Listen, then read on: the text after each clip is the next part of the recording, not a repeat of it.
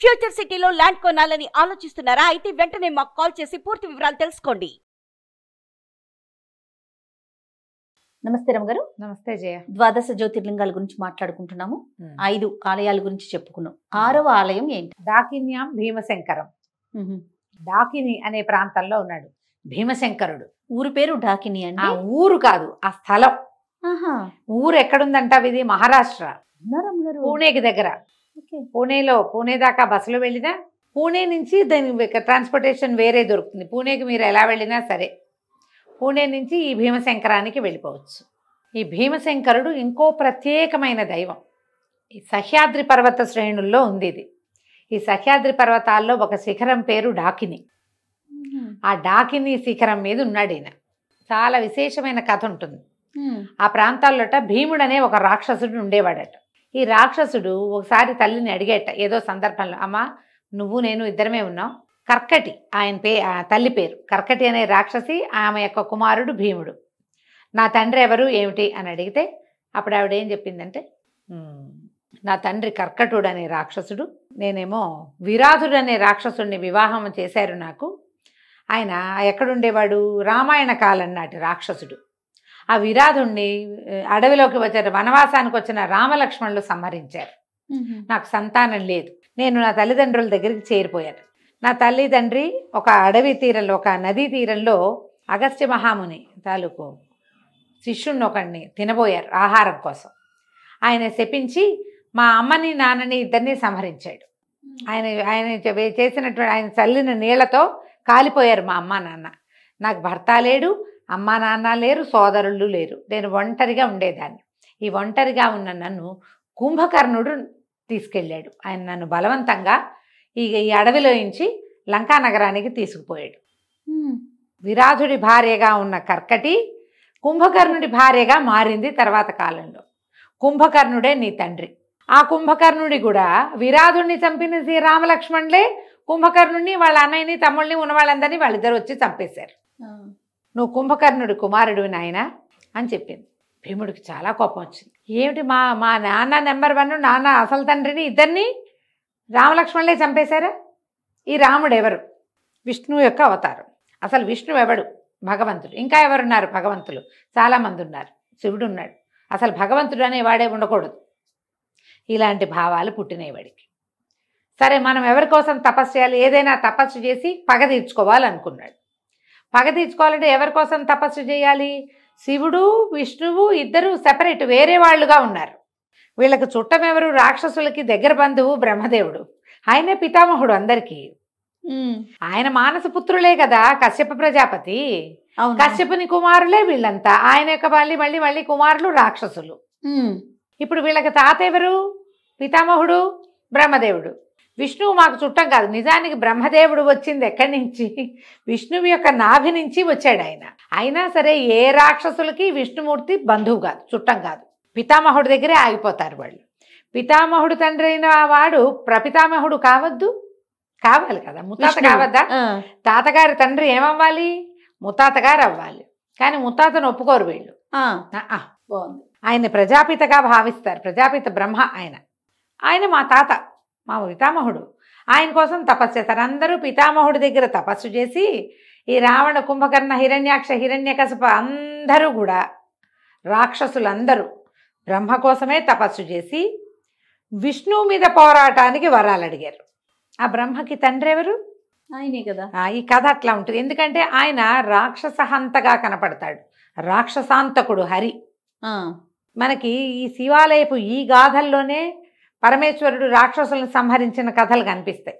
చాలామంది రాక్షసులు శివభక్తులు. అవును, రావణాసురుడు శివభక్తుడు, బాణాసురుడు శివభక్తుడు, భస్మాసురుడు శివభక్తుడే. ఈ రాక్షసుల్లో హరిభక్తి కలిగిన వాడు ఒక్కడు కనపడ్డు, విభీషణుడు తప్ప. అవును. విభీషణుడు, ప్రహ్లాదుడు ప్రత్యేకమైన వాళ్ళు తప్పిస్తే వాళ్ళనేమో రాక్షసులని. విభీషణుడు రాక్షసుడు అంటే ఏమిటో మనకు నచ్చుతుందా? ప్రహ్లాదుడు రాక్షసుడన్నా నచ్చదు, నచ్చలేకపోతుంది, నచ్చదు మనకేమో, ఎక్కడో ఫిట్గా లేదు ఈ పాయింట్ అనిపిస్తుంది. ప్రహ్లాదుడు రాక్షసుడు. ప్రహ్లాదుని మనవడే బలి, ఆయన రాక్షసుడే. భగవంతుడికే దానం ఇచ్చిన బలి రాక్షసుడు.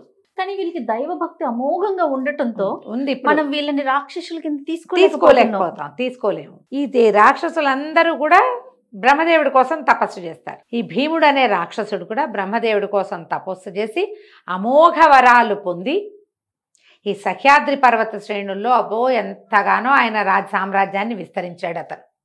ఆ కాలంలో ఒక రాజు ఉండేవాడట. ఆయన పరమశివ భక్తుడు. ఈయన భూమండలాన్ని ఆక్రమించి ఆ ప్రాంతాల్లో ఉన్న వాళ్ళంతా ఆ రాజుగారిని కూడా పట్టేసుకున్నాడు. సులక్షణుడు అలాంటి పేరున్న ఒక రాజు. ఆయన్ని పట్టుకుంటే ఆయన జైల్లో పడేసాడు. ఎక్కడో కారాగారంలో పెట్టారు. ఒక రకమైన బందిఖానా లాంటిది.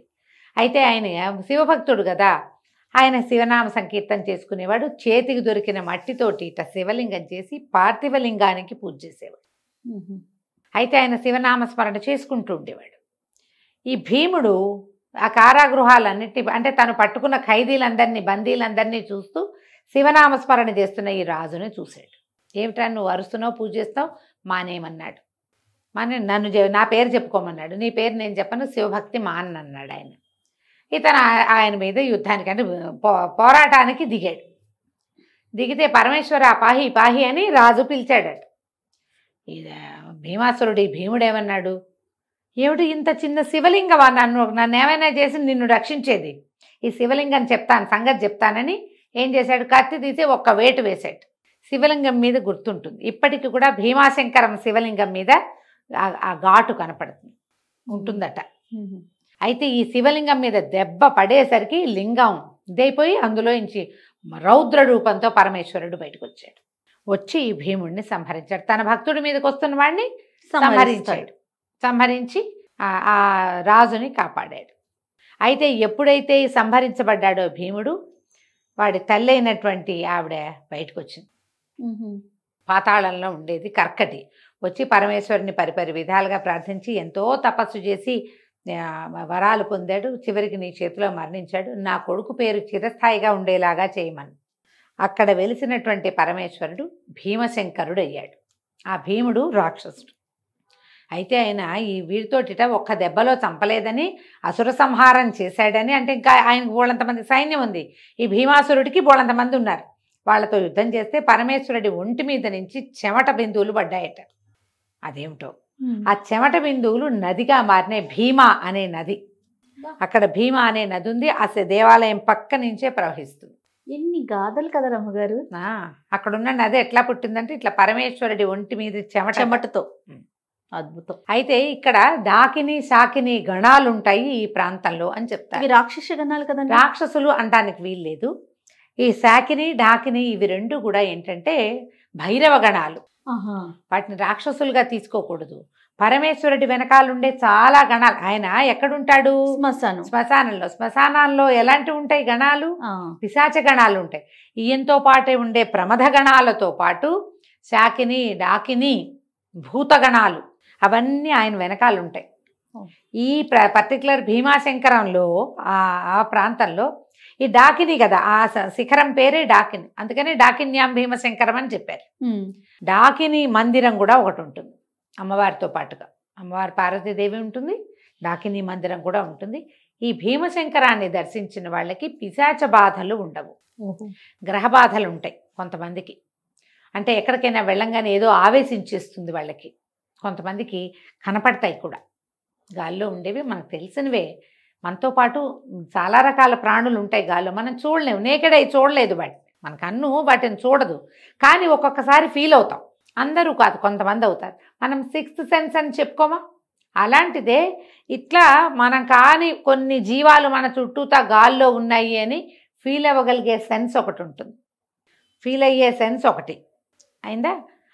అవి వీళ్ళ మీదకి వచ్చేసేవి ఉంటాయి, బలహీనమైన క్షణాల్లో వెక్కేస్తాయి. అలాంటి వాళ్ళకి ఇక్కడ రిపేర్ జరుగుతుంది.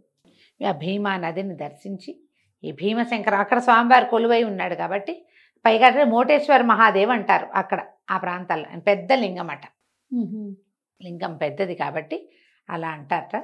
సో వీళ్ళంతా పిశాచగణాలు కూడా అక్కడ ఉంటాయి ఆయనతో పాటుగా.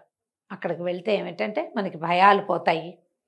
తర్వాత ఈ పిశాచగణాలు వాటి వల్ల వచ్చే సమస్యలు, గ్రహబాధలు అనగానే మనం ఏమనుకుంటాము, ఈ మనకున్న నవగ్రహాల బాధలు అనుకుంటాం. అట్లా కాదు, దుష్టగ్రహాల వల్ల వచ్చినవి.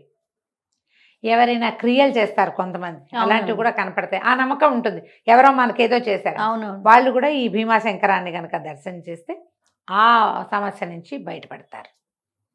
విశేషంగా ఉంది కదా. పూనా వెళ్తే మహారాష్ట్రలో చూడు, ముందు ఒకటి చెప్పుకున్నాం, అవును. అదేమిటి పర్లి.